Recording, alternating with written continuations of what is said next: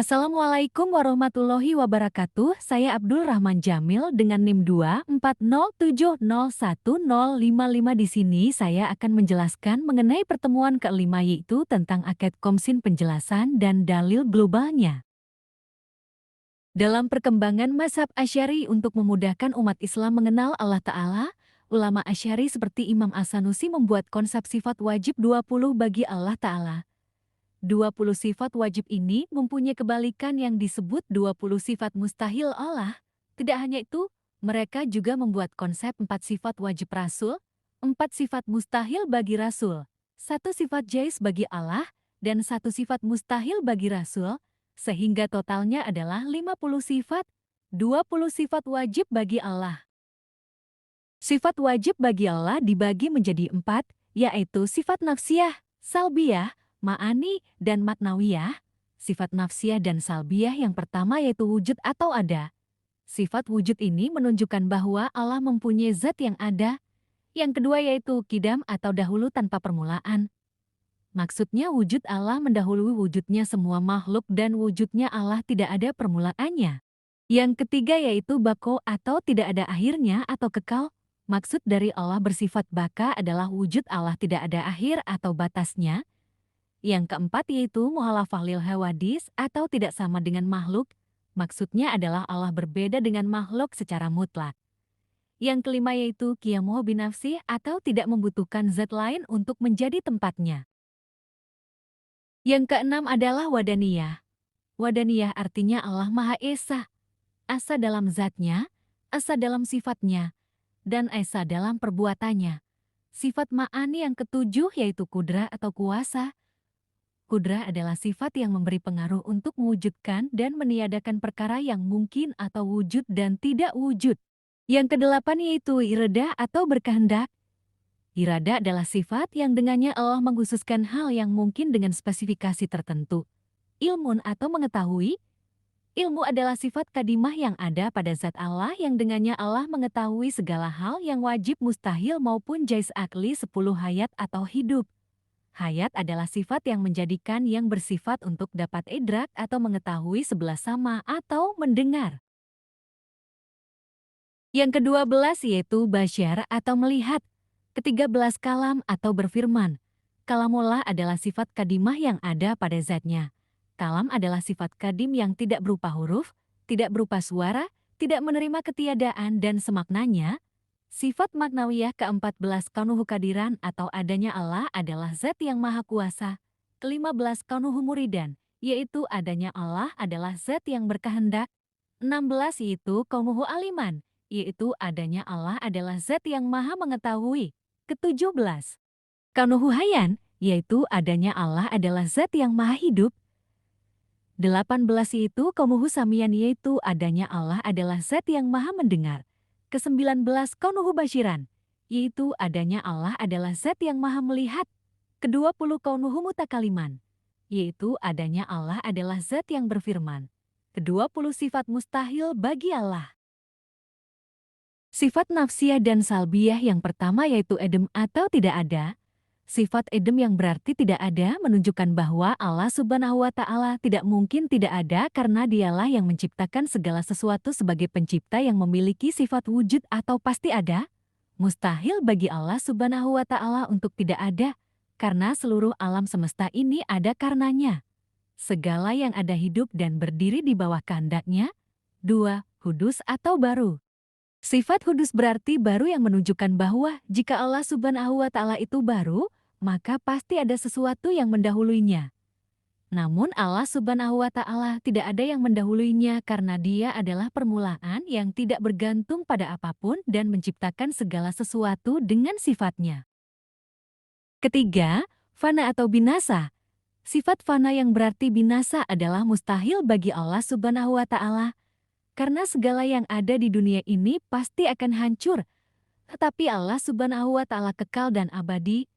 4. Mumalatulil hawadis atau menyerupai makhluk. Makhluk yang diciptakan Allah memiliki keterbatasan dan kelemahan sedangkan Allah maha sempurna. Tidak ada yang bisa menyamai atau menyerupainya setara dengan kesempurnaannya. 5. Ihti ila giri atau butuh kepada selainnya. Membutuhkan sesuatu atau seseorang lain adalah mustahil bagi Allah. Allah Maha Sempurna tidak membutuhkan apapun atau siapapun. 6. Ta'adud atau terbilang, sifat ta'adud yang berarti banyak atau lebih dari satu adalah mustahil bagi Allah. Allah adalah Tuhan yang Maha Tunggal dan jika Dia lebih dari satu akan timbul kekacauan dalam pengaturan alam semesta. Sifat ma'ani Allah yang ketujuh yaitu ajzun atau lemah. Allah Maha Kuasa dan tidak membutuhkan bantuan dari siapapun untuk melakukan kehendaknya. Tidak ada yang bisa membatasi kekuatannya karena segala sesuatu yang dikehendakinya pasti terwujud dengan sempurna tanpa keterbatasan dan kelemahan apapun. 8. Karaha atau terpaksa. Allah Subhanahu wa Ta'ala berkehendak atas segala sesuatu dengan kebesarannya tanpa ada paksaan atau tekanan dari apapun. Setiap keputusan dan tindakannya terjadi dengan kemauannya yang mutlak dan sempurna. Jahlun atau bodoh. Allah adalah Maha mengetahui bahkan hal-hal yang tersembunyi dalam hati dan pikiran makhluknya. Tidak ada satupun hal yang luput dari pengetahuan Allah, baik yang tampak maupun yang tidak tampak oleh makhluknya, maupun atau mati. Allah adalah Maha Kekal dan tidak akan pernah mati. Sebagai Zat yang Maha Kuasa, Allah mengatur kehidupan tanpa merasa lelah atau terbatas oleh waktu dan tidak akan pernah mengalami kematian. Yang ke-11 sumun atau tuli. Tidak ada yang tidak dapat terdengar olehnya. Bahkan hal-hal yang tersembunyi atau hanya terlintas dalam hati dan doa makhluknya. Ke-12 umyun atau buta. Sifat umyun tidak mungkin ada pada Allah. Allah adalah Maha melihat. Segala yang ada di alam semesta ini, baik yang tampak maupun yang tersembunyi berada dalam pengawasannya. Tiada sesuatu yang luput dari penglihatannya dan sempurna. Ke-13 bukmun atau bisu. Sebagai Zat yang Maha Sempurna, Allah berfirman melalui wahyu kepada nabi-nabinya dan melalui malaikat Jibril. Allah dapat berbicara dengan sempurna kepada makhluknya karena Dia juga yang menciptakan seluruh makhluk yang ada di alam semesta ini. Sifat maknawiyah Allah yang ke-14, yaitu qaumuhu ajizan. Allah Zat yang lemah. Sifat ajizan bagi Allah adalah mustahil. Allah Maha Kuasa dengan kekuatan yang sempurna untuk mengatur seluruh alam semesta. Tidak ada satupun yang dapat membatasi kehendaknya dan segala yang dikehendakinya pasti terwujud dengan sempurna. Yang ke-15 yaitu qaumuhu karihan atau terpaksa. Sifat karihan yang berarti terpaksa tidak mungkin ada pada Allah. Allah Subhanahu wa Ta'ala berkehendak atas segala ciptaannya tanpa paksaan dari apapun atau siapapun. Kehendak Allah adalah mutlak dan tidak ada yang dapat menghalangi atau memaksanya.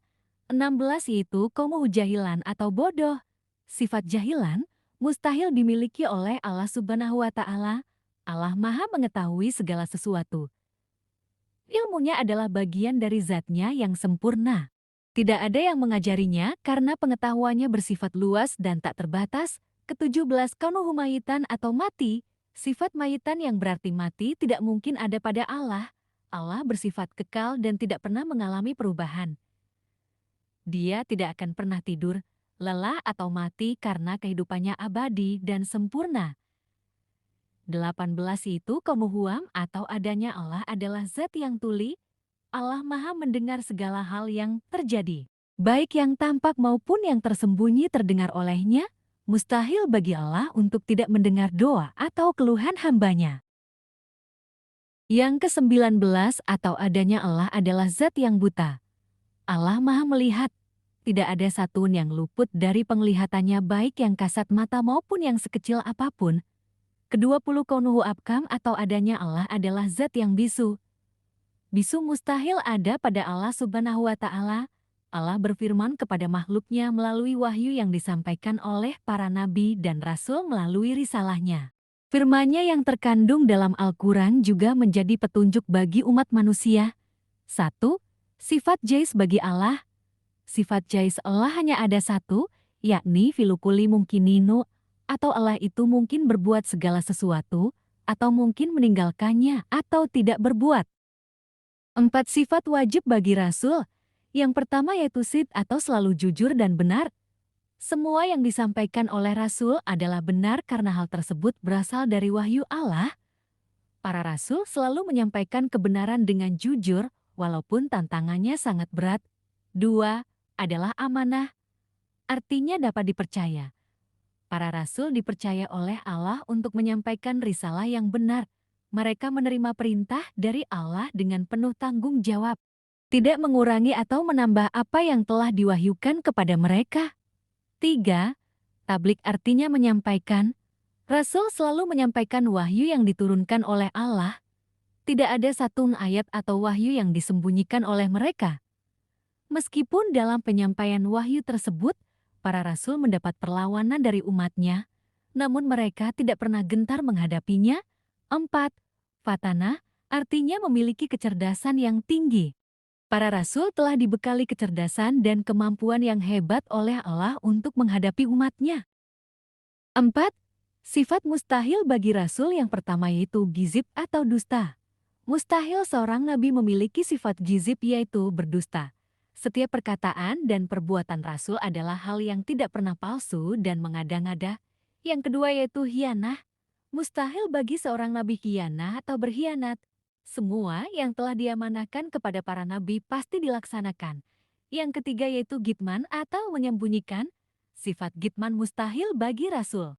Sebab setiap firman yang rasul terima dari Allah pasti disampaikan kepada umatnya. Yang keempat yaitu balada atau bodoh.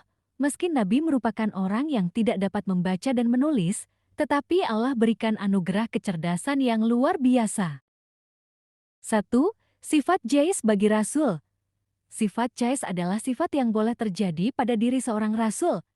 Sifat jais yang boleh dilakukan oleh para rasul hanya satu, yakni alaratul basyariyah, yaitu sifat-sifat yang sama dengan manusia pada umumnya seperti makan, minum, haus, sakit, lapar, sedih, senang, beristri, dan sebagainya. Kendati demikian, sifat-sifat tersebut tidak mengurangi atau menurunkan derajat seorang rasul. Dalil global. Dalil global adalah dalil umum yang mencakup keseluruhan atau sebagian besar ajaran pokok akidah, termasuk keberadaan dan kesempurnaan sifat Allah dan hal-hal gaib. Jadi dalil global tidak menyebut satu persatu sifat Allah, tapi mengandung makna semua atau banyak sifat secara keseluruhan. Dalilnya yaitu Rabbuna Allahu artinya Tuhan kami ialah Tuhan yang telah memberikan kepada tiap-tiap sesuatu bentuk kejadiannya, kemudian memberinya petunjuk. Quran Surat Taha ayat ke-50 kenapa ini dijadikan dalil global? Karenain halkahu menunjukkan kekuasaan atau kudrah, ilmu dan iradah apa itu. Sumahada mencakup hidayah lewat para rasul, mengisyaratkan sifat kenabian dan kerasulan. Dalil tambahan yang juga sering disebut yaitu Quran Surah Al-Ikhlas ayat 1-4 yaitu Qul huwallahu ahad Allahus somad, lam yalid walam yulad walam yakun lahu kufuwan ahad. Dalil ini sering jadi dalil utama keesaan dan kesempurnaan Allah sehingga mencakup banyak dari sifat wajib seperti kidam bako muhalafah lil hawadis qiyamuhu binafsihi dan wahdaniyah. Sekian terima kasih, mohon maaf apabila ada kesalahan. Wassalamualaikum warahmatullahi wabarakatuh.